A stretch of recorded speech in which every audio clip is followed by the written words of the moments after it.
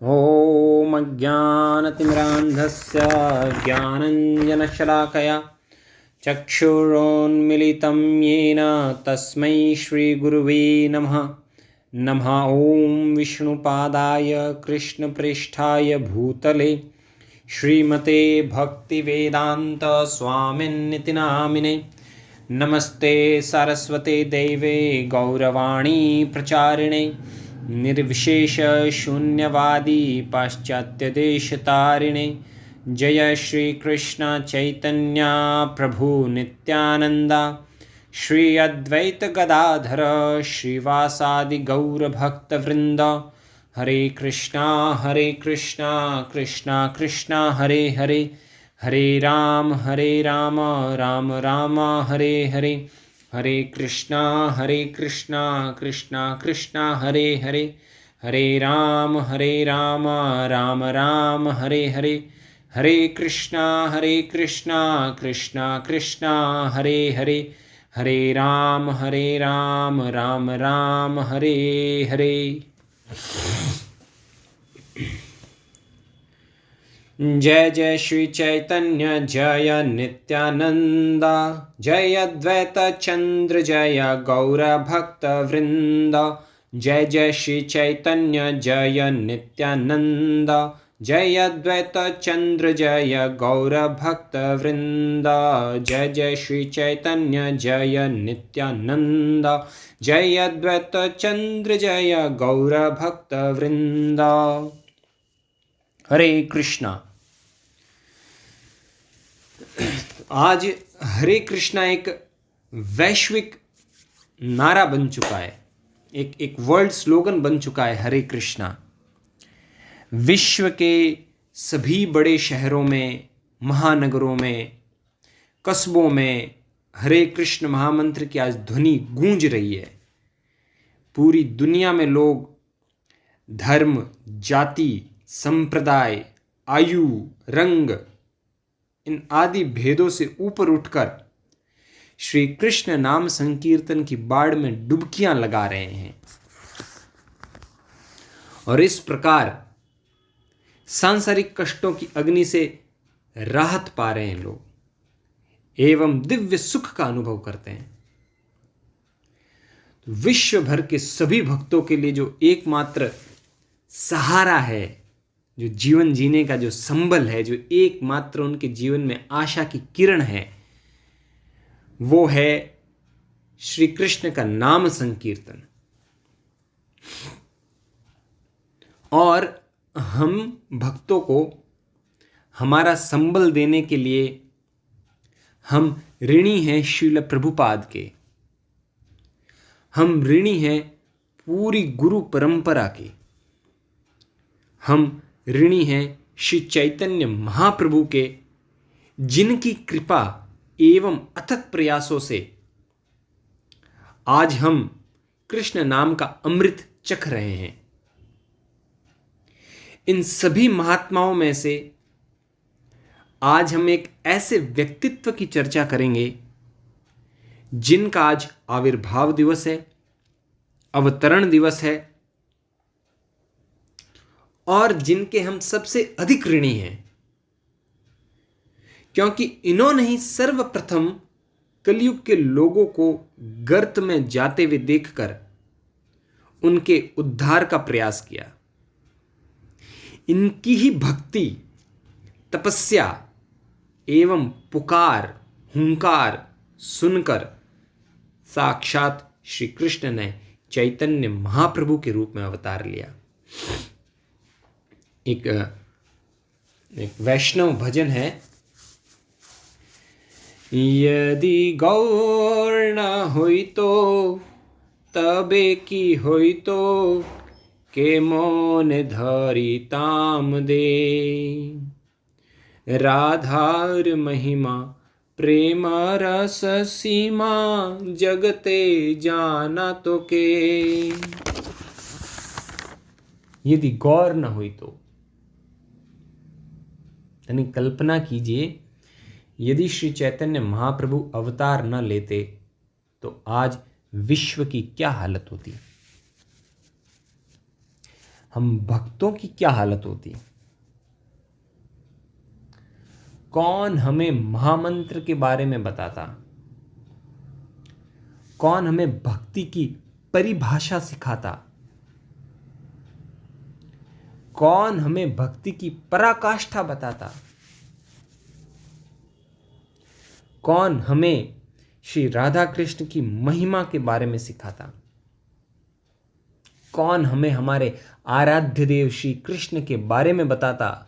हम श्री कृष्ण से बिल्कुल उसी तरह अनभिज्ञ एवं अनजान रहते जैसे अभक्त और कर्मी लोग रहते हैं।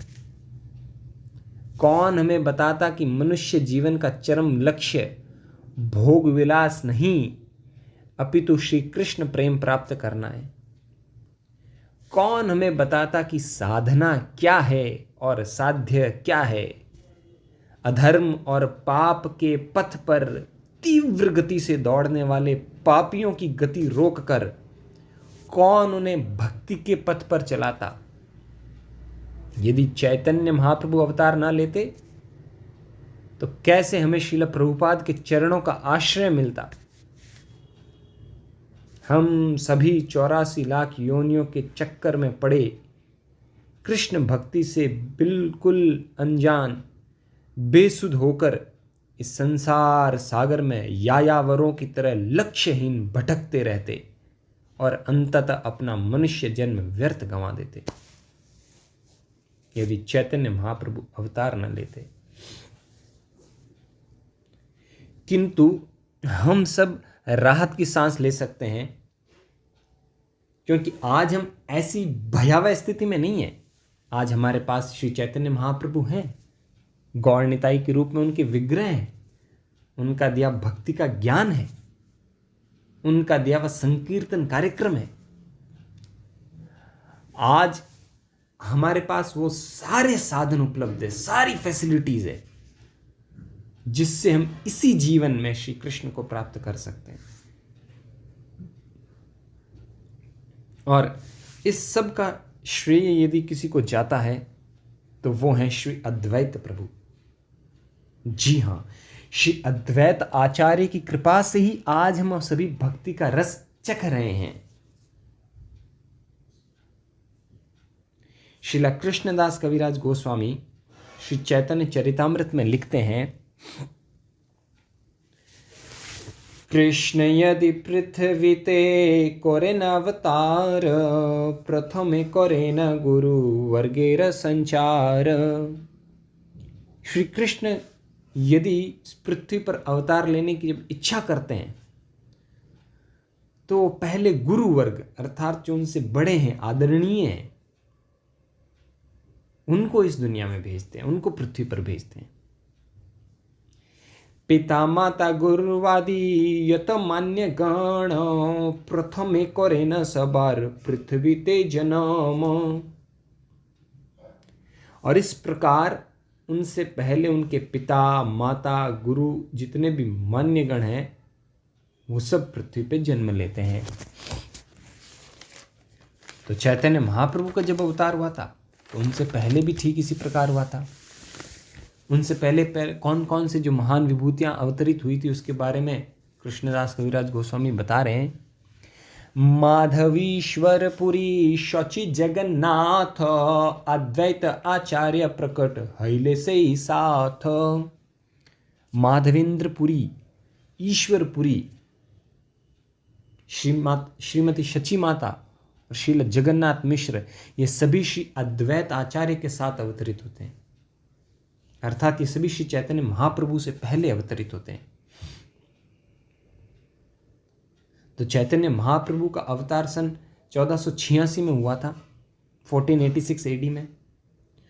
और चैतन्य चरितामृत में तो उनके जन्म के बारे में ज़्यादा विवरण नहीं है, अधिक विवरण नहीं है, परंतु दूसरे जो गौड़ीय वैष्णव ग्रंथ हैं उनमें ऐसा विवरण मिलता है कि श्री अद्वैत आचार्य का जो जन्म है वो सन 1434 में, अर्थात चैतन्य महाप्रभु से 52 वर्ष पूर्व आज का जो बांग्लादेश है वहाँ के नवग्राम में हुआ था। और इनके पिता एक कुलीन ब्राह्मण परिवार से थे, उनका नाम था कुबेर पंडित और एवं इनकी माता का नाम था नाभा देवी। तो ये जो बालक अद्वैत थे, ये वास्तव में कोई साधारण भक्त या साधारण जीव नहीं है। इनके बारे में आगे कविराज गोस्वामी बताते हैं, इनकी वास्तविक स्थिति की वास्तव में कौन थे। कोई साधारण भक्त नहीं थे, ये स्वयं साक्षात भगवान महाविष्णु एवं सदाशिव के मिश्रित अवतार थे। तो कविराज गोस्वामी बताते हैं, महाविष्णु जगत्कर्ता मायया सृजित्यदः तस्यावतार एवायम् अद्वैताचार्य ईश्वरः। अर्थात जो महाविष्णु जगत करता है, वो जगत करता कैसे हैं, जगत कैसे रचते हैं, मायया सृजित्यदे, अपनी माया द्वारा इस जगत को रचने सृजन करने वाले महाविष्णु तस्यावतार एवायम् अद्वैताचार्य ईश्वर। ये जो ईश्वर अद्वैताचार्य उनके अवतार है। ये अद्वैताचार्य साधारण व्यक्ति नहीं है, ये ईश्वर है साक्षात, और ये उन महाविष्णु का अवतार है जो अपनी माया द्वारा सारे जगत का सृजन करते हैं। तो हम इनको अद्वैत आचार्य के नाम से क्यों पुकारते हैं, इसके बारे में बताते हैं। अद्वैतम हरिणा अद्वैतादाचार्यम भक्ति शंसनात् भक्तावतारम ईशम तम अद्वैताचार्यम आश्रये। अद्वैत, द्वैत शब्द का अर्थ है दो, द्वंद्व अर्थात दो। अद्वैत शब्द का अर्थ है जो दो नहीं अर्थात एक।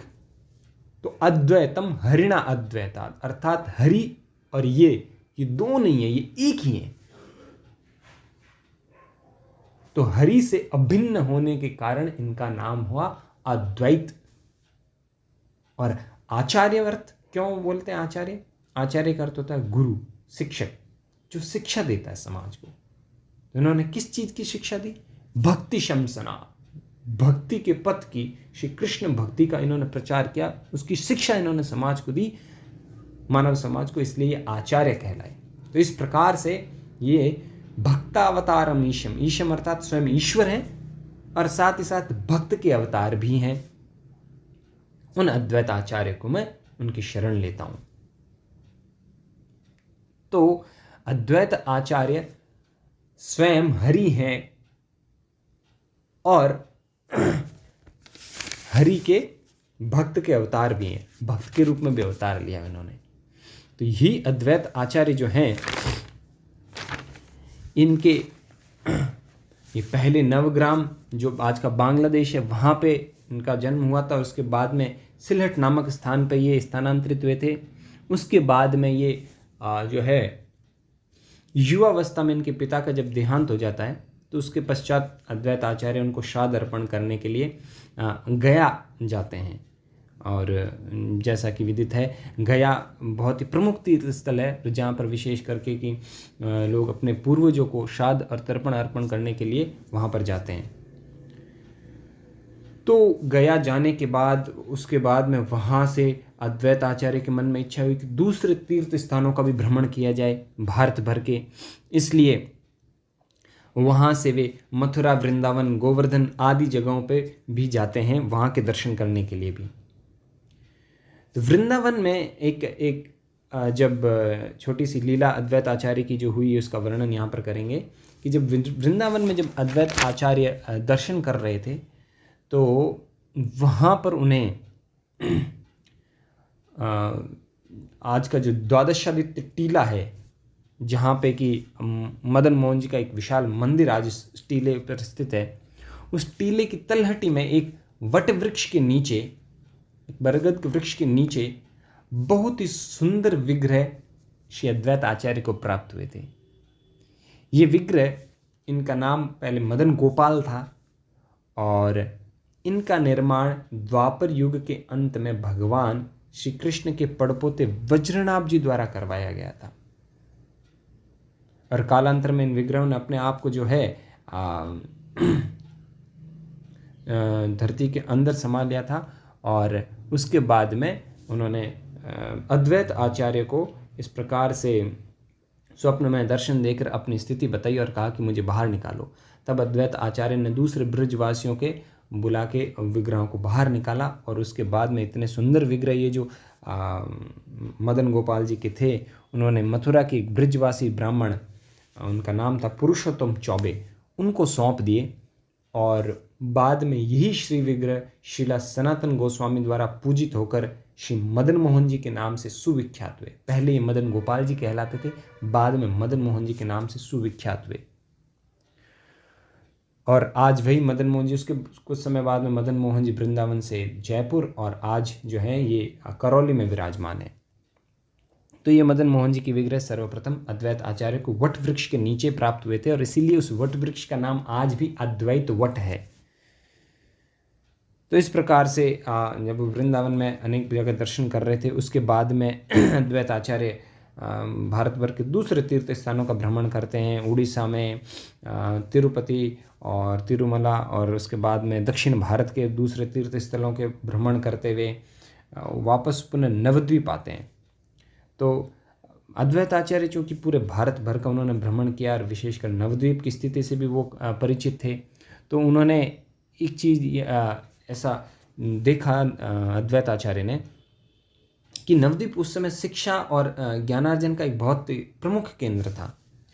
तो बड़े बड़े एवं महान वेद पाठी कर्मकांड में जो पारंगत जो ब्राह्मण हैं उनका वहाँ वर्चस्व था, और देश के जो दूसरे हिस्से से लोग वहाँ अध्ययन करने आते थे। तो श्री अद्वैत प्रभु ने देखा कि पूरे भारत भर में और विशेषकर नवद्वीप में लोग शास्त्रार्थ के नाम पर बड़ी बड़ी संगोष्ठियां कर रहे हैं, बड़ी बड़ी चर्चाएं कर रहे हैं, वाद विवाद का आयोजन हो रहा है, और इन सब चर्चाओं की जो विषय वस्तु थी वो थी व्याकरण, ग्रामर, काव्य, तर्कशास्त्र, कर्मकांड इत्यादि। कोई भी भगवान और भक्ति की चर्चाओं में रुचि नहीं ले रहा था। लोग वस्तुतः नास्तिक हो गए थे।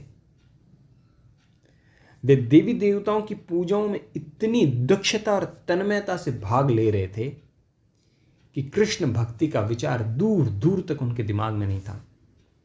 लोगों का बस एक ही उद्देश्य रह गया था, इंद्रिय तृप्ति, भोग विलास और सांसारिक सुख भोगना। जो लोग अधर्मी एवं पापी थे वे अपने मनमाने ढंग से इंद्रिय सुख भोगने में व्यस्त थे, और जो स्वयं को वेद शास्त्रों का अनुयायी बताते थे वे भी शास्त्रों में वर्णित रीति रिवाजों और अनुष्ठानों का पालन कर सांसारिक सुख भोगने में व्यस्त थे। वस्तुतः हर कोई जीवन के वास्तविक उद्देश्य से अनभिज्ञ और कृष्ण भक्ति से वंचित था। और संपूर्ण भारतवर्ष की यह स्थिति देखकर, कलयुग का लोगों पर यह दुष्प्रभाव देखकर श्री अद्वैत प्रभु अत्यंत ही दुखी हुए। पर दुख दुखी, वैष्णव पर दुखों के, दूसरों के दुख को देखकर दुखी होता है। मानव जाति को नरक में जाते हुए देखकर उन्होंने विचार किया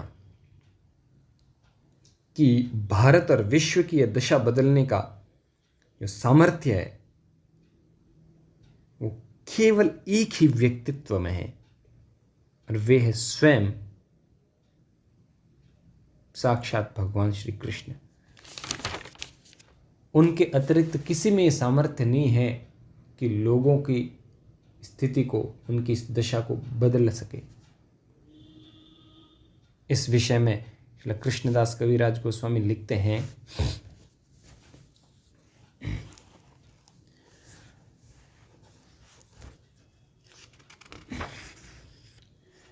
प्रकटिया देखे आचार्य सकल संसार, कृष्ण भक्ति गंधहीन विषय व्यवहार। आचार्य जब प्रकट हुए तो उन्होंने सकल संसार देखा और उस क्या पाया कि हर कोई कृष्ण भक्ति की गंध से वंचित है, किसी में भी लेश मात्र कृष्ण भक्ति के भाव नहीं है, और हर कोई विषय व्यवहार में डूबा हुआ है।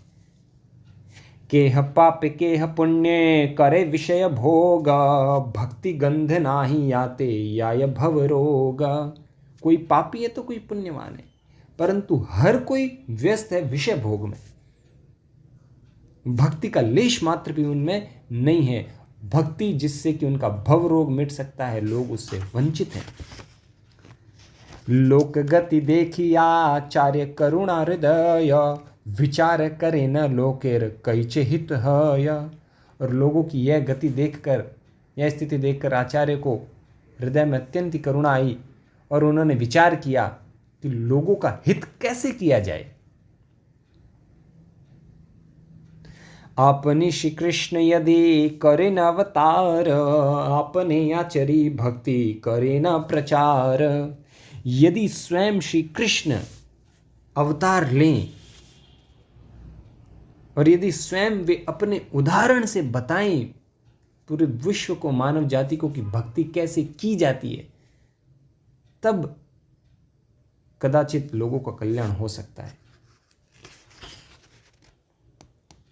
नाम विनु कली काले धर्म नाही आर, कली काले कैछे हबे कृष्ण अवतार। इस कलयुग में श्री नाम संकीर्तन के अतिरिक्त अन्य और कोई धर्म नहीं है, परंतु इसका प्रचार कौन करेगा, कैसे होगा? और यदि श्री कृष्ण इसका प्रचार कर सके, परंतु कलयुग में श्री कृष्ण अवतार कैसे लेंगे? कैसे संभव है ये कि श्री कृष्ण अवतार लें? शुद्ध भावे करीबो कृष्णेर आराधन, निरंतर सदैन्य करीबो निवेदन।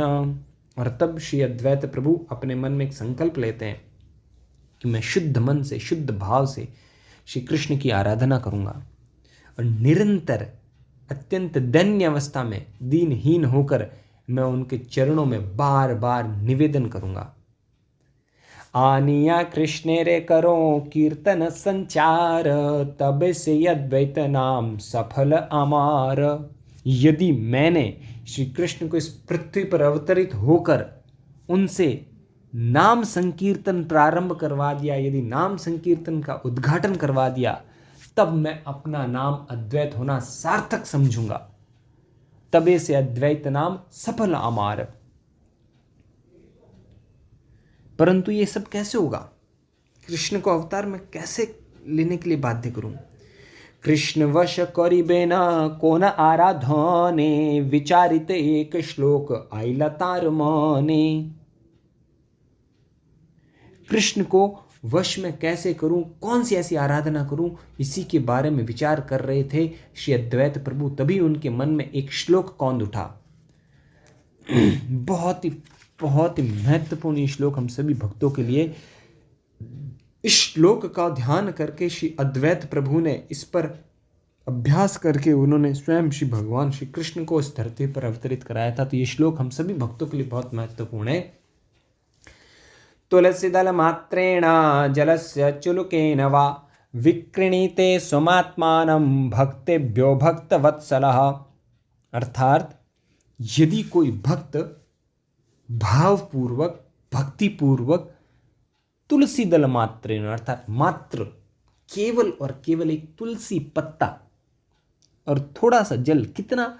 जल से चुलुकेन वा, चुल्लू भर अर्थात अंजुलि भर जल, और ये मात्र एक तुलसी पत्ता भावपूर्ण यदि भगवान श्री कृष्ण को अर्पित करता है, तो उससे क्या होगा? विक्रीणीते स्वमात्मानं भक्तेभ्यो भक्तवत्सलः। जो भक्तवत्सल भगवान है वो अपने आप को बेच डालते हैं। विक्रीणीते, स्वयं को बेच डालते हैं। किसके हाथों में? उस भक्त के हाथों में जो ये भावपूर्ण अर्पित कर रहा है। कितना महत्वपूर्ण और कितना अच्छा ये निर्देश है हम सभी भक्तों के लिए। ए श्लोकार्थ आचार्य करेण विचारण, कृष्ण के तुलसी जल देय जाना। तारे ऋण शोधिते कृष्ण करे न चिंतान, जल तुलसी रसम किछु घरे नहीं धाना। और इसी श्लोक पर विचार करते हुए आचार्य सोचने लगे कि यदि कोई भक्त श्री कृष्ण को इस प्रकार से तुलसी और जल अर्पण करता है, तो आचार्य ऐसा सोच रहे हैं कि कृष्ण ये सोचते होंगे कि अरे इसका ऋण कैसे चुकाऊं मैं? ऋण शोधिते कृष्ण करे न चिंतन, और उसका ऋण चुकाते हुए कृष्ण चिंतन करने लगते हैं कि मेरे पास ऐसा कोई धन नहीं है, ऐसी कोई वस्तु नहीं है जो एक तुलसी पत्र और जल के बराबर हो। तबे आत्मा बेची करे ऋणे शोधन, हित भावी आचार्य करे नाराधन। और इस प्रकार से जब वो ऋण चुकाने में स्वयं को असमर्थ पाते हैं श्री कृष्ण, तो क्या करते हैं, अपने आप को ही बेच डालते हैं। हरि बोल। क्या भगवान कितने सरल और कितने सहज हैं, कितने सिंपल हैं कि मात्र एक तुलसी पत्र और जल से ही संतुष्ट हो जाते। इतने सिंपल हैं भगवान। और उनको पाने की विधि भी कितनी सरल है। इसलिए कृष्ण को करुणा सिंधु कहा जाता है। हे कृष्णा करुणा सिंधु। कृष्ण को प्रसन्न करना कोई अत्यंत कठिन काम नहीं है, अत्यंत दुष्कर काम नहीं है। और साथ ही साथ यदि कृष्ण प्रसन्न भी हो जाते हैं तो फिर और विश्व में क्या बचा है हमें प्राप्त करने के लिए। परंतु फिर समस्या कहाँ आ रही है। यदि कृष्ण सिंपल है, कृष्ण को प्राप्त करने की विधि सिंपल है, क्या हमारे पास एक तुलसी पत्र और जल उपलब्ध नहीं है? परंतु समस्या क्या आ रही है, भक्तेभ्यो भक्तवत्सलः। वो भावग्राही जनार्दन। इसलिए हमें कृष्ण को प्रसन्न करने के लिए बाहरी वस्तुओं की आवश्यकता नहीं है। मेरा स्वयं का चित्त, मेरा स्वयं का मन, वो कृष्ण को चाहिए। और इसीलिए श्री कृष्ण कहते हैं मन मना भव मद भक्तो।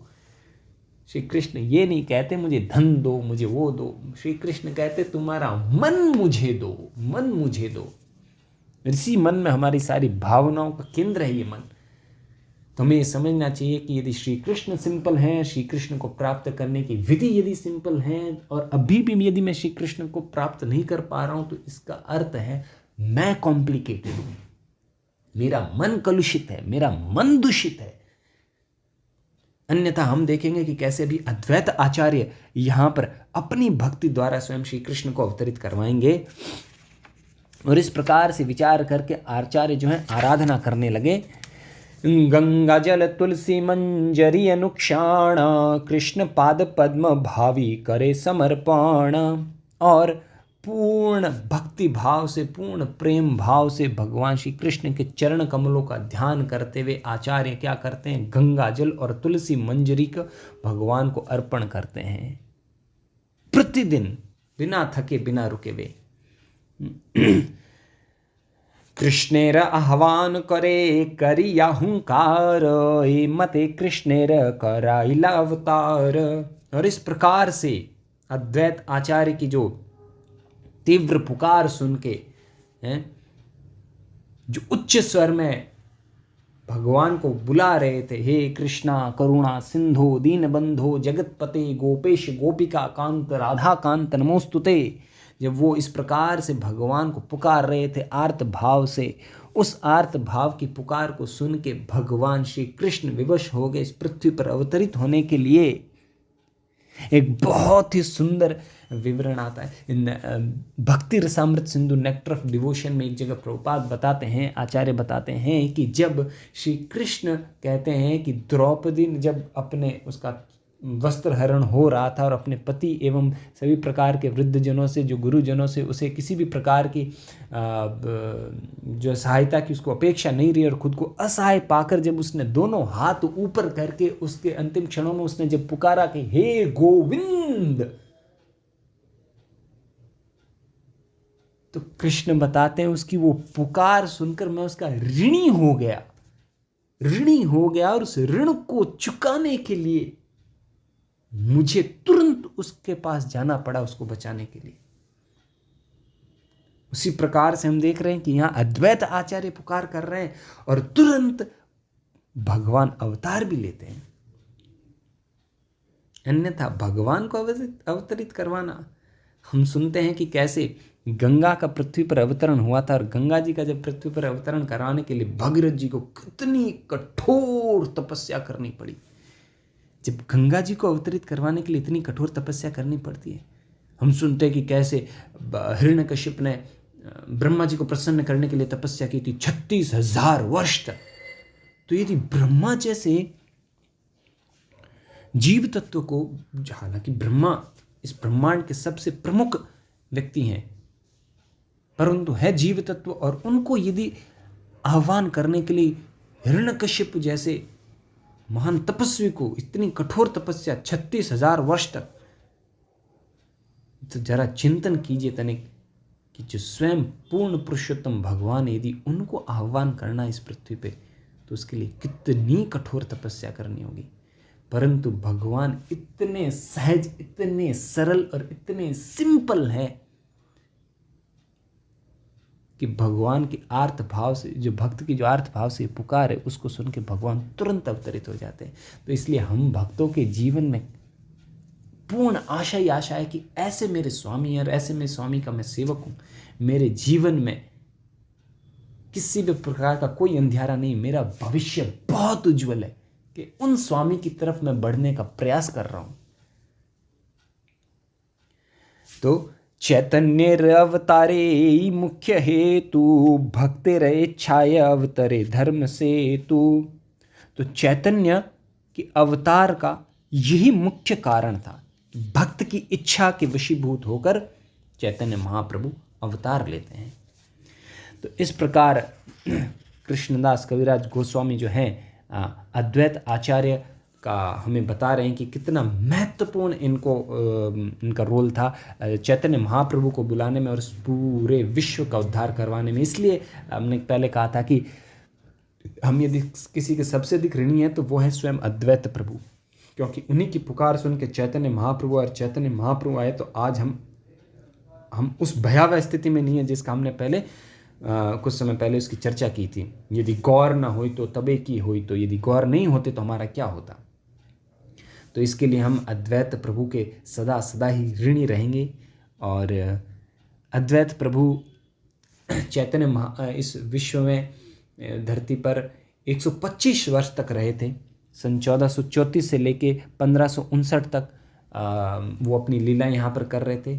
और चैतन्य महाप्रभु का अवतार लेने के बाद में भी अनेक लीलाएं की थी, और वो लीलाएं भक्तों के लिए इतनी कर्णप्रिय, इतनी अमृत तुल्य मधुर है जिसका विवरण नहीं किया जा सकता। और कृष्णदास कविराज गोस्वामी जैसे महान भक्त कवि ने इतना सुंदर विवरण दिया चैतन्य चरितामृत में। तो वैसे तो बहुत सारी लीलाएं हैं, लेकिन अभी हम विशेषकर एक लीला का विवरण हम सुनने का प्रयास करेंगे। तो ये लीला उस समय की है जब चैतन्य महाप्रभु 24 वर्ष की अवस्था में संन्यास ग्रहण करके मायापुर से चले जाते हैं कटवा, और फिर उसके बाद में वो उनकी इच्छा होती है कि वो वृंदावन जाएं। तो चैतन्य महाप्रभु जब मायापुर से संन्यास लेके चले गए, तो जितने भी वहाँ के निवासी हैं, जितने भी भक्तगण थे, कुछ तो उनके आलोचक भी थे और बाकी कुछ भक्त जो उनके प्रशंसक थे, सभी को ऐसा लगा कि हमारा जो है प्राण ही निकल गए शरीर से, और सभी लोग इतने निष्प्राण हो गए थे। और भगवान चैतन्य महाप्रभु के विरह में बहुत ही ज़्यादा व्याकुल हो रहे थे वो लोग। और उस समय चैतन्य महाप्रभु जो है एकदम विरक्त भाव में सन्यासी के वेश में हैं, मात्र एक लंगोट धारण किए हुए हैं, और वो भगवान श्री कृष्ण के प्रेम उन्माद में, भक्ति भाव में इतने मग्न थे कि उन्हें उस दुनिया का भी कुछ बिल्कुल भी उन्हें भान नहीं था कि दुनिया में क्या हो रहा है क्या नहीं हो रहा है। और वो इस प्रकार से विचार करते हैं, अपना जो वृंदावन जाने का अपना वो निर्णय लेते हैं। और उस समय की लीला है, सेई वेश कैलाए बे वृंदावन गिया, कृष्ण निषेवण करी निभृते वसिया। और इस प्रकार चैतन्य महाप्रभु मन में निर्णय लगते हैं कि मैं वृंदावन चला जाऊंगा, और वृंदावन जाके वहाँ पर मैं भगवान मुकुंद की सेवा में एकांत में अपना आजीवन व्यतीत करूँगा। एत बलि चले प्रभु प्रेमोन्मादेर छिन्न, दिक विदिक ज्ञान नाही कि रात्रि दिन। और इस प्रकार बोल के महाप्रभु प्रेम उन्माद अर्थात एक प्रकार का नशा, जब व्यक्ति को कुछ दिखता नहीं है, जिस प्रकार से भौतिक उन्माद होता है, मद होता है, एक तो मद, उसके बाद उन्माद और भी ज़्यादा गहन नशा होता है। तो नशा किस चीज़ का था? महाप्रभु को कृष्ण प्रेम का ऐसा नशा था कि उन्हें ये भी अब ध्यान नहीं रहा कि क्या कौन सी दिशा सही है, कौन सी दिशा में मुझे आगे जाना चाहिए, दिन कब हो रहा है, रात कब हो रही है, कुछ पता नहीं चल रहा था महाप्रभु को। नित्यानंद आचार्य रत्न मुकुंद तीन जन, प्रभु पाछे पाछे तीने करे न गमन। नित्यानंद प्रभु, आचार्य रत्न अर्थात चंद्रशेखर आचार्य और मुकुंद प्रभु, ये तीनों जने महाप्रभु के पीछे पीछे चलने लगे। यही यही प्रभु देखे सेई सेई लोक, प्रेमा वेशे हरि बोले खंडे दुख शोक। और जहाँ कहीं भी महाप्रभु जा रहे थे, जिसकी तरफ भी दृष्टि डाल रहे थे, हर कोई प्रेम आवेश में आके हरि हरि बोलने लगता और उस प्रकार उनके सारे दुख शोक सब मिट जाते, सब प्रकार के दुखों से वो मुक्त हो जाते। गोप बालक सब प्रभु के देखिया, हरि हरि बोली डाके उच्च करिया। और जैसे ही जितने भी ग्वाल बाल बच्चे सब महाप्रभु को देखते, उच्च स्वर में हरि हरि हरि हरि बोलने लगते। सुनीता सबार निकट गेला गौर हरि, बल बल सबार शिरे हस्त धरी। और इस प्रकार से जब उनको हरि हरि बोलते हुए सुनते थे गौर हरि प्रभु उनको देखते थे तो अत्यंत मन में प्रसन्न होते थे और उनके मस्तक पर हाथ रख के उनको आशीर्वाद देते हुए बोलते, ऐसे ही जप करते रहो, ऐसे ही बोलते रहो, हरि हरि बोलते रहो, निरंतर बोलते रहो। ता सबार स्तुति करे तोमार भाग्यवान, कृतार्थ करिले मोरे सुनाई हरि नाम। और उन सब की जो है चैतन्य महाप्रभु बड़ी उनकी प्रशंसा कर रहे कि तुम सभी बड़े भाग्यवान हो जो हरि का नाम जप रहे हो, जो कृष्ण का नाम जप रहे हो, और तुम लोगों से हरि का नाम सुन के मेरा जन्म सफल हो गया, मेरा जन्म कृतार्थ हो गया है। महाप्रभु की जय हो। गुप्तेता सभा के आनी ठाकुर नित्यानंद, शिखाइला सभा कारे करिया प्रबंध। और गुप्त तरीके से चुपके से नित्यानंद प्रभु उन बच्चों के पास में जाते हैं और एक योजना बनाते हैं। और क्या योजना बताते हैं उन बच्चों को, सब वो योजना वो सिखाते हैं। क्या सिखाते हैं? वृंदावन पथ प्रभु पूछे न तुम्हारे, गंगा तीर पथ तबे देखाई तारे। जब महाप्रभु आएंगे बच्चों तुम्हारे पास और पूछेंगे कि वृंदावन का रास्ता कौन सा है, कौन सा रास्ता वृंदावन जाता है, तब तुम बच्चों ये बताना, गंगा के तट के पास सहारे जो रास्ता जा रहा है उसकी ओर इशारा करते हुए बोलना यही वृंदावन जाता है। तबे प्रभु पूछी लेना सुन शिशु गाना, कहाँ देखी कौन पथे याब वृंदावन। शिशु सब गंगा तीर पथ देखाईला, सही पथे आवेशे प्रभु गमन करीला। और कुछ समय पश्चात महाप्रभु आते हैं और उन बच्चों से पूछते हैं, सुनो बच्चों ये कौन सा रास्ता वृंदावन जाता है? तो बच्चों को जैसा सिखाया गया था उन्होंने गंगा तट के सहारे जो रास्ता जा रहा था उसकी तरफ इशारा कर दिया, उन बच्चों ने संकेत करते हुए बोला। और महाप्रभु प्रेम आवेश में कुछ पता नहीं चल रहा, उसी रास्ते पे चल रहे हैं। आचार्य रत्नेर कहे नित्यानंद गोसाई, शीघ्र यहाँ तुम्ही अद्वैत आचार्य रठाई। और आचार्य रत्न को नित्यानंद प्रभु सिखाते हुए बोलते, तुरंत जाओ अद्वैत आचार्य के घर पे और प्रभु लाए याब आमी ताहार मंदिरे, सावधाने रहे नियन नौका लाइया तीरे। अद्वैत प्रभु से कहना मैं महाप्रभु को लेके उनके घर की तरफ ही आ रहा हूं और वो नौका लेके नदी तट पर सावधान तैयार रहें।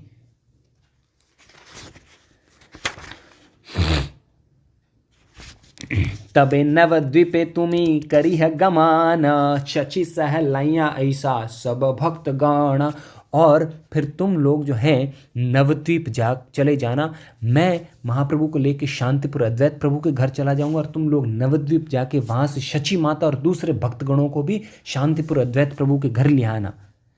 तारे पाठाइया नित्यानंद महाशया, महाप्रभुर आगे आशी दिला परिचया। और इस प्रकार से चंद्रशेखर आचार्य और मुकुंद प्रभु को सिखा के नित्यानंद प्रभु उनको भेज देते हैं। और उसके पश्चात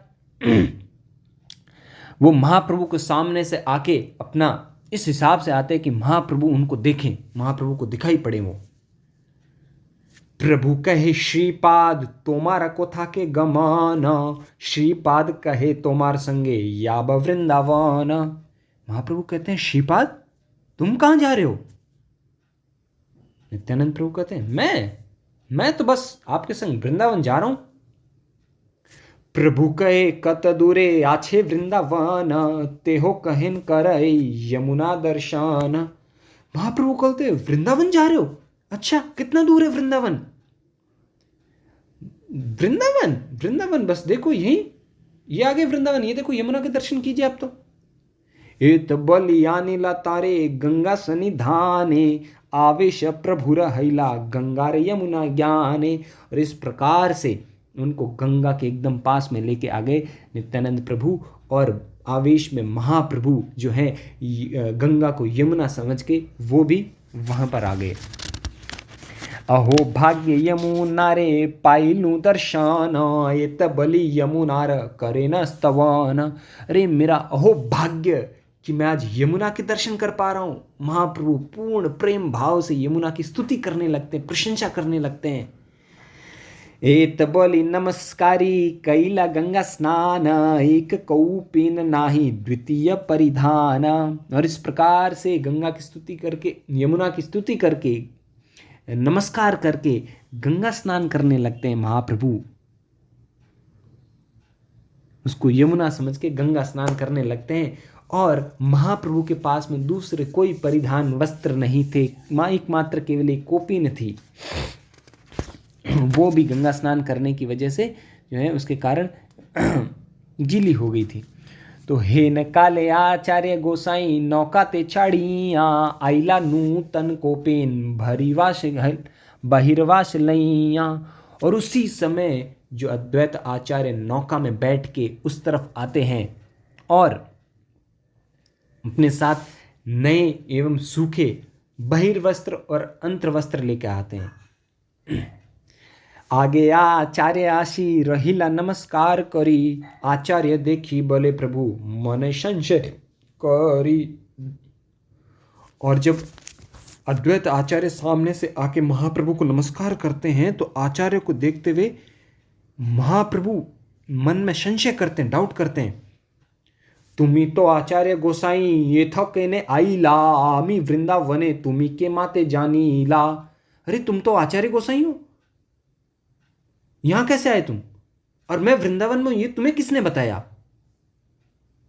ये तुम्हें कैसे पता चला? आचार्य कहे तुम यहाँ से ही वृंदावन, मोर भाग्य गंगा तीरे तुम्हारा आगमन।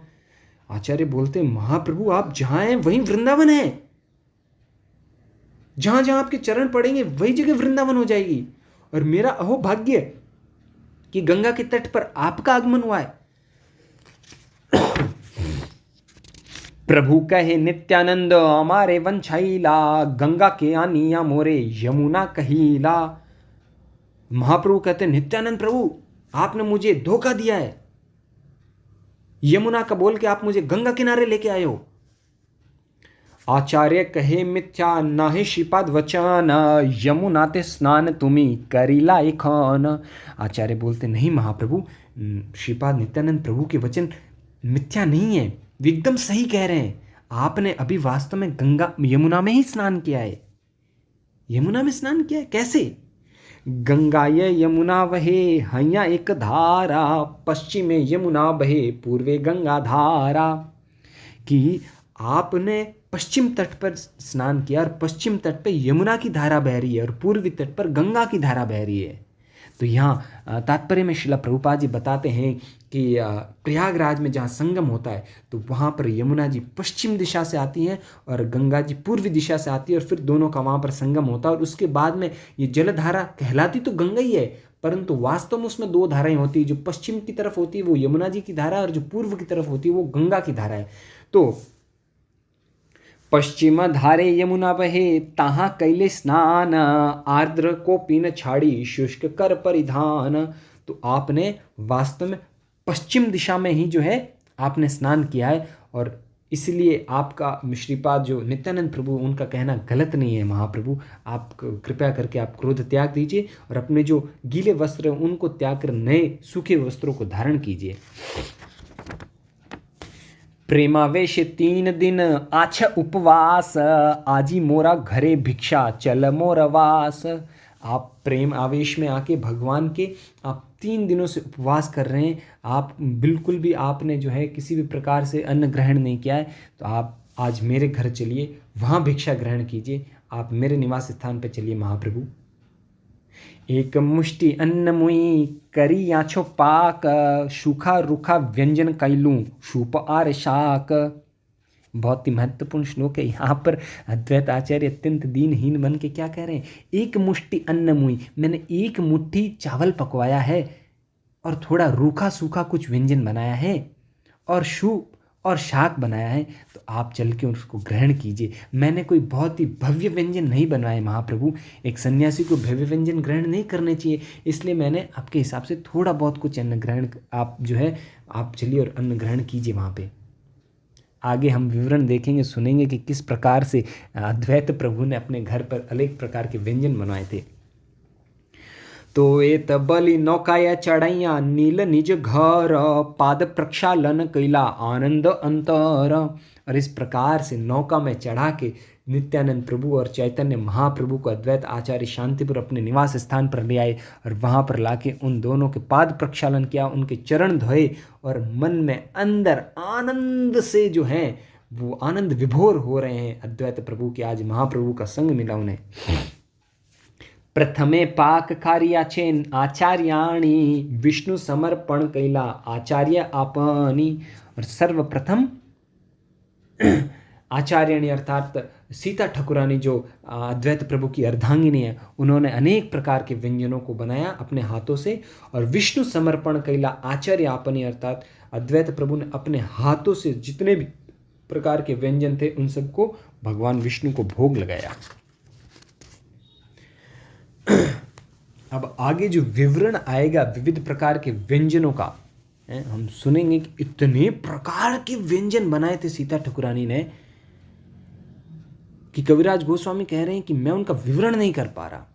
क्योंकि कुछ समय पहले तो अद्वैत प्रभु ने कहा था कि एक मुट्ठी अन्न मुई, एक मुट्ठी मैंने केवल चावल पकाया है।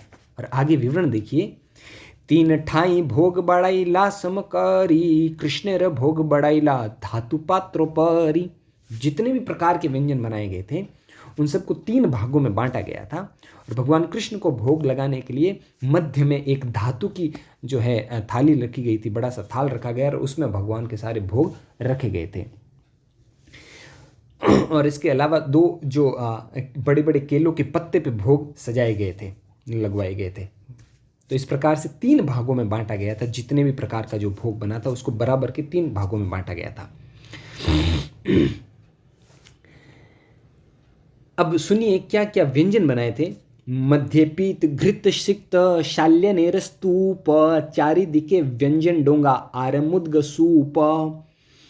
अर्थात स्तूप अर्थात एक बड़ा सा मंडप, एक बड़ा सा ढेर। शाल्यनेर अर्थात उत्तम गुणवत्ता के जो चावल थे उनको पका के एक उनका ढेर जैसा लगाया गया था और मध्य उसके बीच में एकदम पीला घी डाला गया था। घी से सने हुए चावल का वो ढेर वहां पर लगाया गया था। और चारिदिके व्यंजन डोंगा, उसके चारों दिशाओं में बड़े बड़े बर्तन थे, बड़े बड़े केले के पत्तों से निर्मित जो बर्तन थे उसमें चारों दिशाओं में वो बर्तन रखे हुए थे। और उसमें क्या, उसमें मूंग की दाल डाली हुई थी। सार्द्रक वास्तुक्षाक विविध प्रकार, पट्टोला कुष्मांडा बड़ी मानक चुआर। और अदरक से निर्मित कुछ व्यंजन थे। और ये वास्तुक्षाक अर्थात पालक से निर्मित विविध प्रकार के व्यंजन, एक प्रकार का व्यंजन नहीं, विविध प्रकार के व्यंजन। पटोला एक चीज होती है, एक प्रकार का फल होता है। कुष्मांडा बड़ी एक प्रकार की चीज, पता नहीं ये हमने तो कभी नाम भी नहीं सुनेंगे। मानकचू एक प्रकार का और व्यंजन है। चा मरीचा शुक्ता दिया सब फल मूले, अमृत निंदक पंच विध तिक्त जले। और अनेक प्रकार के मसाले, स्पाइसेस को लेके मरीच सूक्त अर्थात चई मरीचा, उसको बताया गया है कि ब्लैक पेपर जो काली मिर्च है उससे निर्मित कुछ फलों के मिश्रण और कंदमूल फल वो भी भोग लगवाए गए थे। अमृत निंदक अर्थात अमृत को भी लज्जाने वाली 5 प्रकार के कसले पदार्थों का निर्माण किया गया था, व्यंजन बनाए गए थे। कोमल निम्ब पत्र सह भाजा वार्ता की, पट्टोला फूल बड़ी भाजा कुष्मांडा मानचा की। और जो है नए नीम के पत्तों से निर्मित कुछ व्यंजन तैयार किए गए थे।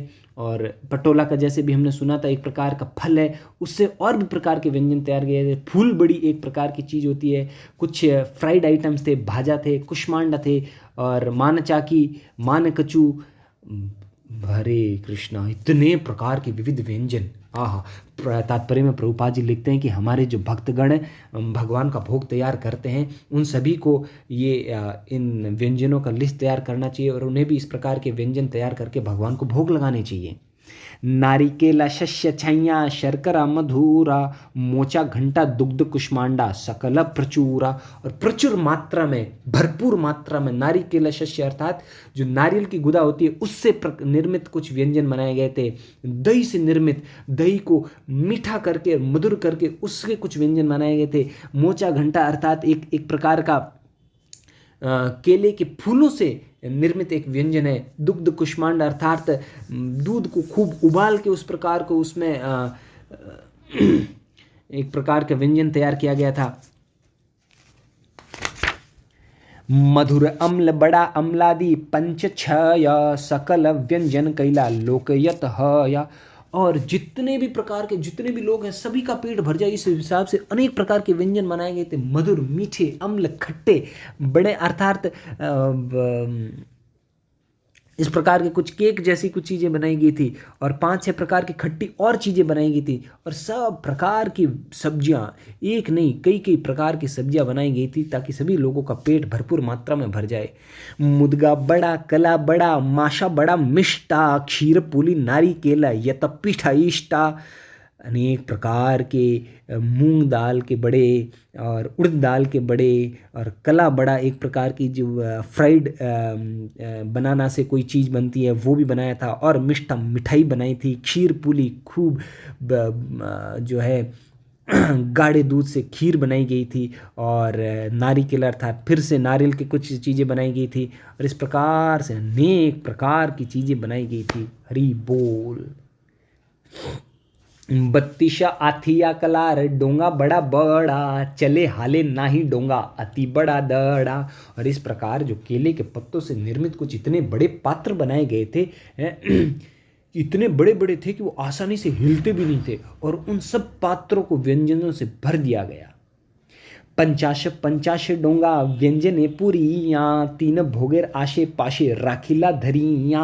और इस प्रकार से जो भोग के लिए जो व्यवस्था की गई थी उसके आसपास 100 बर्तन ऐसे डोंगे इस प्रकार से व्यंजनों से भरपूर करके रखे गए थे।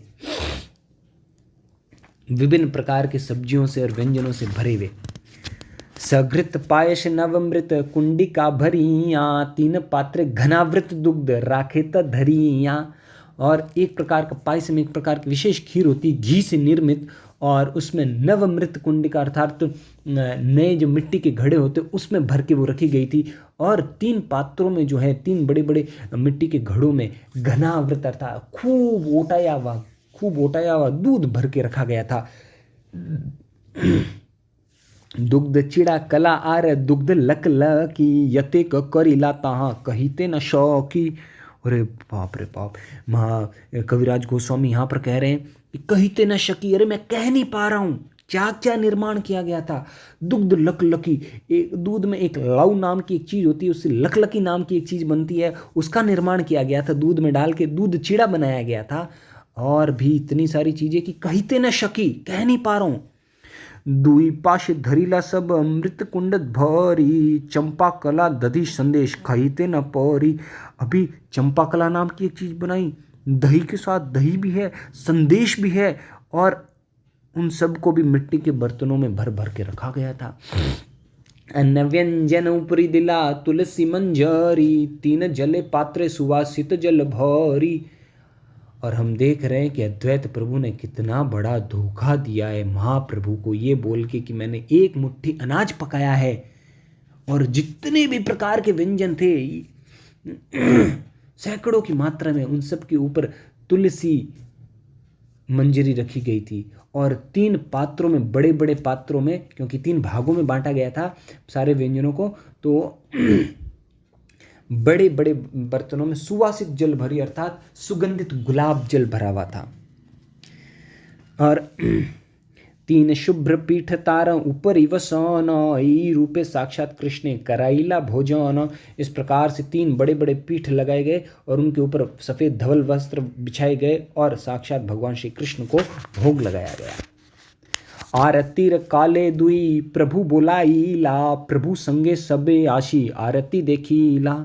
और भोग लगाने के बाद में, जैसा कि वैष्णव परंपरा है, भगवान को आरती दी जाती है, भगवान की आरती की जाती है और उसे भोग आरती कहते हैं। हमारे सभी मंदिरों में ये विधान है कि भगवान को भोग लगाने के बाद में भोग आरती की जाती है। तो तब जब अद्वैत आचार्य भोग लगाने के बाद आरती कर रहे थे, तब तो दोनों प्रभुओं को बुलाया कि आप भी आरती के दर्शन कर लीजिए। आरती करिया कृष्णे कराल शयन, आचार्य आशी प्रभु रे तबे कैला निवेदन। और आरती करने के बाद, कृष्ण को शयन कराने के बाद, भगवान के विग्रह को शयन कराने के बाद आचार्य आते हैं दोनों प्रभु के पास में और उनसे निवेदन करते हैं। अब देखिए यहाँ से महाप्रभु और अद्वैत आचार्य की लीलाओं का वर्णन सुनिए, अत्यंत मधुर है। तो क्या निवेदन करते हैं? गृहेर भीतरे प्रभु करुण गमान, दुई भाई आइला तबे करिते भोजन। आप अंदर प्रवेश कीजिए इस कक्ष में और दोनों भाई आके आप भोजन ग्रहण कीजिए।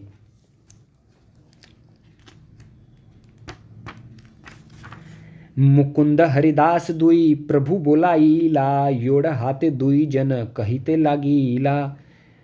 और यहाँ पे देखिए महाप्रभु की दयालुता देखिए, अपने भक्तों के प्रति उनका कितना ध्यान रखते हैं। महाप्रभु वहाँ प्रसाद ग्रहण करने के बुलाया अद्वैत आचार्य ने, और महाप्रभु पहले मुकुंद प्रभु और हरिदास ठाकुर को बुलाते हैं कि आप दोनों भी आ जाइए, आप भी प्रसाद ले लीजिए। मुकुंद कहे मोरा किछु कृत्य नाही सारे, पाछे मुई प्रसाद पामू तुमी यहाँ घरे। मुकुंद प्रभु कहते हैं महाप्रभु मेरे को कुछ काम है और वो अभी मेरे को पूर्ण करना है, तो इसलिए मैं कुछ समय बाद में आके प्रसाद ग्रहण करूँगा, आप ग्रहण कीजिए। हरिदास कहे मुई पापिष्ट अधम, बाहिरे एक मुष्टि पाछे करीमु भोजन। हरिदास ठाकुर कहते महाप्रभु मैं अधम और पापी, मैं आपके साथ भोजन नहीं कर सकता, प्रसाद ग्रहण नहीं कर सकता, मैं बाहर ही खड़ा रह के एक मुट्ठी अनाज, एक मुट्ठी चावल ग्रहण कर लूँगा। दुई प्रभु लाई आचार्य गेला भीतर घरे, प्रसाद देखिया प्रभुर आनंद अंतरे। और इस प्रकार से फिर अद्वैत आचार्य दोनों भाइयों को साथ में अंदर लेके आते हैं और प्रसाद ग्रहण करने के लिए जैसे उनको बिठाते हैं तो अत्यंत चैतन्य महाप्रभु जो प्रसाद की व्यवस्था देखते हैं तो अत्यंत ही आनंदित होते हैं। ऐछे अन्न ये कृष्ण के कराय भोजन, जन्मे जन्मे शिरो धरे ताहार चरण। अद्भुत बात बोली है महाप्रभु ने यहाँ पे कि इस प्रकार के इतने विविध व्यंजन यदि कोई श्री कृष्ण को भोग लगाता है तो मैं उससे बहुत प्रसन्न रहता हूँ, और ऐसे महान आत्मा के जो चरण कमल है वो मैं अपने सिर पर धारण करता हूँ जन्म जन्म तक। हरि बोल, हरि बोल। तो ये महाप्रभु ऐसा कह रहे हैं, हमारे इतने विविध, हमारे इतने भगवान के विग्रह मंदिर हैं और उन मंदिरों में जो भगवान को भोग लगाने वाले भक्त हैं, हम सभी भी उनके चरण कमलों को अपने मस्तक पर धारण करते हैं, क्योंकि वो स्वयं भगवान श्री कृष्ण की इतनी विविध प्रकार के व्यंजन बना के इतनी अद्भुत सेवा कर रहे हैं। इससे महाप्रभु प्रसन्न हो रहे हैं। वो कह रहे हैं कि उनके चरणों को मैं अपने सिर पर धारण करूं, तो हम तो अत्यंत दीनहीन हैं, हमें तो सदा ही ऐसे भक्तों के चरणों को अपने सिर पर धारण करना चाहिए जो भगवान की ऐसी सेवा कर रहे हैं। प्रभु जाने 3 भोग कृष्णेर नैवेद्य, आचार्यर मन कथा नहे प्रभुर वेद्य। तो प्रभु बोलते हैं 3 प्रकार के भोग ऐसा मन में सोचते हैं महाप्रभु कि कृष्ण भगवान को भोग लगाने के लिए बनाए गए होंगे। तो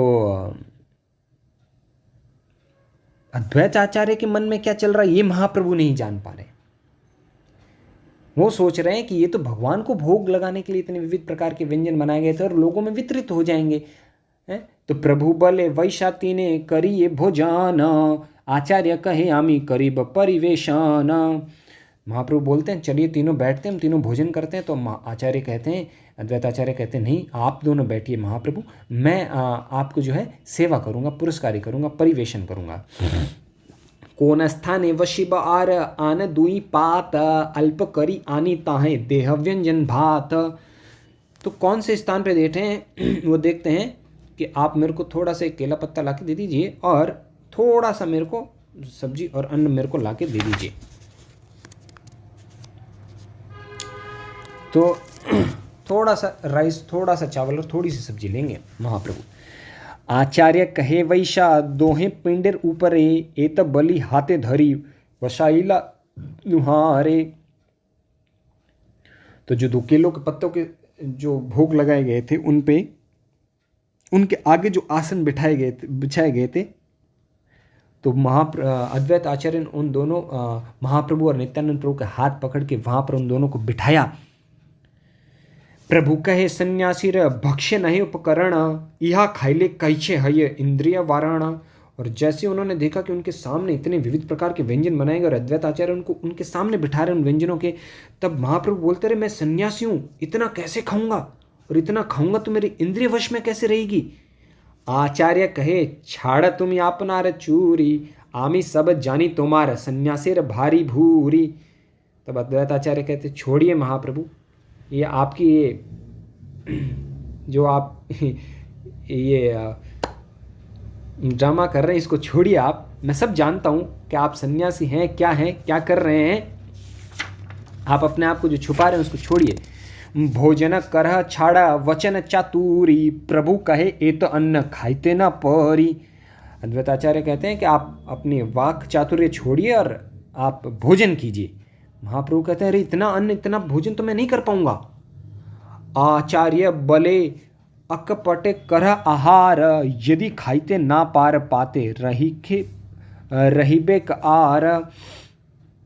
और तो अद्वैत आचार्य के निवेदन करने पे महाप्रभु कहते लेकिन ये तो बहुत सारा है, इतना तो मैं खा नहीं पाऊंगा, और यदि पीछे झूठा बच गया तो। प्रभु बोले एत अन्न नारी बखाई ते, सन्यासी रे धर्म नाहि उच्छिष्ट राखी ते। और ये इतना सारा अन्न है, मैं खा नहीं पाऊंगा, और सन्यासी के धर्म है कि वो कभी झूठा नहीं छोड़ता।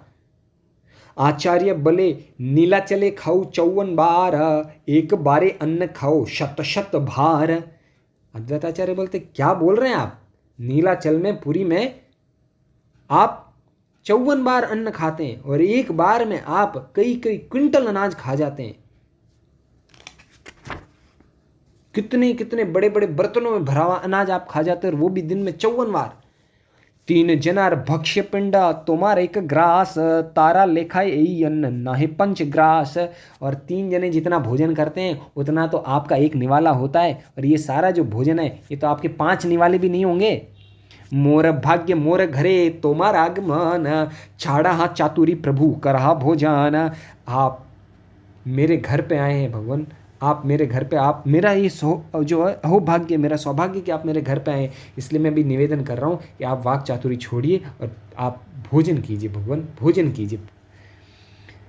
एत बलि जल दिला दुई गोसाईर हाथे, हासिया लागिला दुहे भोजन करीते। और इस प्रकार उन दोनों के हाथ धुलवाते हैं और दोनों भाई जो हंसते हंसते भोजन करने बैठते हैं। नित्यानंद कहे कैलू 3 उपवास, आजी पारण करीते चिला बड़ आश। नित्यानंद प्रभु बोलते भाई मैं तो 3 दिनों से भूखा हूँ, 3 दिनों से उपवास कर रहा हूँ, आज तो मैंने सोचा है कि आज मैं अपना उपवास तोड़ के रहूँगा। आजी उपवास हिला आचार्य निमंत्रणे, अर्ध पेट ना भरी बे ग्रासिक आने। तो आज तो मैंने सोचा था कि आचार्य ने निमंत्रण दिया है, जाएंगे उपवास करेंगे और अच्छे से भोजन करेंगे, लेकिन ये क्या खाना दिया, इतने से तो मेरा क्या एक निवाला ही नहीं होगा, ये तो आधा पेट भी नहीं भरेगा मेरा तो। आचार्य कहे तुम्ही हो तैर्थिक सन्यासी, कबू फल मूल खाओ कबू उपवासी।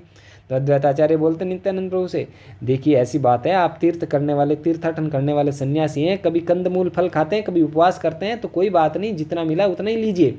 दरिद्र ब्राह्मण घरे ये पाइला मुष्टि एक अन्न, इहा ते संतुष्ट हो छाड़ा लोभ माना।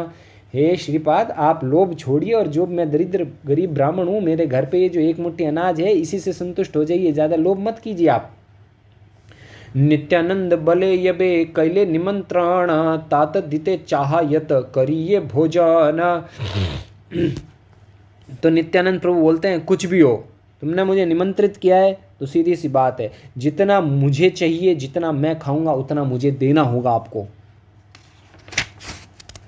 शुनि नित्यानंदेर कथा ठाकुर अद्वैत, कथे न ताहारे किछु पाया प्रीता। इस प्रकार से नित्यानंद प्रभु की बात सुन के मजाक जो ये जो अद्भुत और दिव्य जो मजाक हो रही थी, उसमें महाप्रभु उनको छेड़ते हुए उनको उनके ऊपर जो है मजाक या लहजे में नित्यानंद प्रभु से कहते हैं, भ्रष्ट अवधूत तुम्ही उदर भरी ते, संन्यास लई अच्छा भुजी ब्राह्मण दंडी ते। अरे तुम कैसे आदमी हो, तुमको एक तो मैंने निमंत्रण दिया था और तुम ब्राह्मण को दंड दे रहे हो, उसको कष्ट दे रहे हो, भ्रष्ट अवधूत हो, तुम्हारा पेट ही नहीं भरता, कैसे सन्यासी हो। तुम्ही खेते पारदश विष माणेर अन्न, आमी तहाँ खैया पाबा दरिद्र ब्राह्मण। अरे तुम तो एक समय में 10-20 मण जो है अनाज खा जाते हो, एक मण में 40 किलो होते हैं, 10-20 मण अनाज खा जाते हो है। मैं दरिद्र ब्राह्मण, मेरे पास इतना अनाज कहाँ है। ये 5 मुष्टि एक अन्न तहाँ खैया उठ, पागलामी ना करिया नाचाड़ियो झूठ। देखिए ये जो थोड़ा बहुत मैंने व्यंजन तैयार किया है, इसको खाइए और उठिए यहाँ से, पागल मत बनिए। और एक बात और है, झूठा मत छोड़िएगा, झूठा मत बिखेरिएगा इधर उधर। तो इस प्रकार का जो दिव्य आमोद प्रमोद नित्यानंद प्रभु और अद्वैत प्रभु के बीच में हो रहा है। ए मत हास्य रसे करे न भोजन, अर्ध अर्ध खाया प्रभु छाड़े न व्यंजन। और इस प्रकार से नित्यानंद प्रभु और महाप्रभु को जो है अद्वैत आचार्य बड़ी प्रेम पूर्वक भोजन करवा रहे हैं। और महाप्रभु क्योंकि सारा वो भोजन कर नहीं पा रहे हैं, तो आधा आधा खा के वो पीछे छोड़ रहे हैं। तो सही व्यंजनाचार्य पुनः करे न पुराण, एई मत पुनः पुनः परिवेश व्यंजन। और जैसे ही वो आधा छोड़ के दूसरे में जाते तो अद्वैत प्रभु उनको और डाल देते हैं और सर्व कर देते हैं और पुरस देते हैं और खाना। तो दोना व्यंजने भरी करे न प्रार्थना, प्रभु बोलेन आर कत करीब भोजन। और इस प्रकार से उनके पात्रों को खाली नहीं होने दे रहे अद्वैत आचार्य। महाप्रभु बोलते, अरे मैं कितना भोजन करूंगा भाई। आचार्य कहे ये दिया छी ताहा न छाड़ी बा, एखन ये दिए तारा अर्धेक खाई बा। तो अद्वैत आचार्य बोलते हैं, आप कोई बात नहीं, कोई चिंता नहीं महाप्रभु, आप जितना खाए पाए उतना ही खाइए, आप बाकी का आधा छोड़ दीजिए, कोई उसमें आप छोड़ दीजिए आधा। नाना यत्न दैन्य प्रभु रे कराइला भोजन, आचार्य रे इच्छा प्रभु कराइला पुराण। और इस प्रकार से नाना प्रकार के आमोद प्रमोद और आनंद करते हुए अद्वैत आचार्य महाप्रभु को भोजन प्रसाद करवा रहे हैं। और महाप्रभु भी अपने भक्त की इच्छा को पूर्ण करते हुए उनकी इच्छा के अनुसार सारी लीलाएं कर रहे हैं। नित्यानंद कहे हमारा पेट न भरीला, लाया यहाँ तोरा अन्न किछु न खाईला। नित्यानंद प्रभु तो भी कहते हैं, अरे मेरा तो पेट नहीं भरा, ये ले जाओ तुम्हारा खाना है, कुछ नहीं खाना मेरे को, पेट ही नहीं भरा तुम्हारे खाने से, इतना सा लेके आए। ए तब्बली एक ग्रास भात हाथे लैया, उझाली पे लीला आगे ये न क्रुद्धैया। इस प्रकार से ये लीलाएं जो हैं भगवान निरंतर करते हुए ये भक्तों के लिए अत्यंत कर्णप्रिय हैं। अद्वैत प्रभु की लीलाएं, नित्यानंद प्रभु की लीलाएं, महाप्रभु की लीलाएं, और इन लीलाओं को सुनने मात्र से भक्ति विनोद ठाकुर कहते हैं, हरि लीला एक मात्र जहाँ प्रमोद, भोग आरती गाए ठाकुर भक्ति विनोद। ये जो हरि लीलाएं हैं यही भक्तों का एकमात्र प्रमोद है, यही भक्तों का एंटरटेनमेंट है, यही हमारा मनोरंजन है। और इसी मनोरंजन से हमारा मन शुद्ध होगा और हम भगवत धाम की प्राप्ति करेंगे। तो इस प्रकार की बहुत सारी अद्वैत प्रभु की अनंत अनंत अपार दिव्य लीलाएं हैं। और भी बहुत सारी लीलाएं हैं, किस प्रकार से वो प्रचार करते हैं, किस प्रकार वो हरिदास ठाकुर के साथ उनका व्यवहार रहता है। नित्यानंद प्रभु और अद्वैत प्रभु और हरिदास ठाकुर किस प्रकार से बंगाल में प्रचार करते हैं। और महाप्रभु जब जगन्नाथपुरी चले जाते हैं तब भी अद्वैत आचार्य जो बंगाल के वैष्णवों को लेके प्रतिवर्ष वहाँ पर रथ यात्रा में भाग लेने के लिए जाते हैं। और उस समय की बहुत सारी लीलाएं हैं। और इस प्रकार से अनेक लीलाएं करते हुए अद्वैत प्रभु ने जो है हम भक्तों पर अत्यंत कृपा की है कि आज हम उनको याद कर पा रहे हैं। तो आज का ये शुभ दिन है उनका अवतरण दिवस। तो आज हम उनसे प्रार्थना करेंगे कि हमें भी भगवान की भक्ति में, हरि नाम जप में रुचि दें, और जिस प्रकार से, जिस श्रद्धा भाव से उन्होंने तुलसी दल और जल अर्पित किया था भगवान को और भगवान को प्रसन्न किया था, उसी प्रकार से हमें भी आशीर्वाद दें, ताकि हम भी भगवान को उसी प्रकार से श्रद्धा भाव से याद कर सकें और भगवान को हमारे हृदय में आह्वान कर सकें, हमारे हृदय में साक्षात भगवान उनको आह्वान कर सकें। तो इस प्रकार से आज की इस कथा को यहीं समाप्त करेंगे। श्री चैतन्य महाप्रभु की जय, श्री गौर निताय की जय, कृष्णदास कविराज गोस्वामी प्रभुपाद की जय, श्री अद्वैत प्रभु की जय। जय श्री कृष्ण चैतन्य प्रभु नित्यानंद, श्री अद्वैत गदाधर श्रीवासादि गौर भक्त वृंद। हरे कृष्णा कृष्ण कृष्ण हरे हरे, हरे राम राम राम हरे हरे। हरे कृष्णा।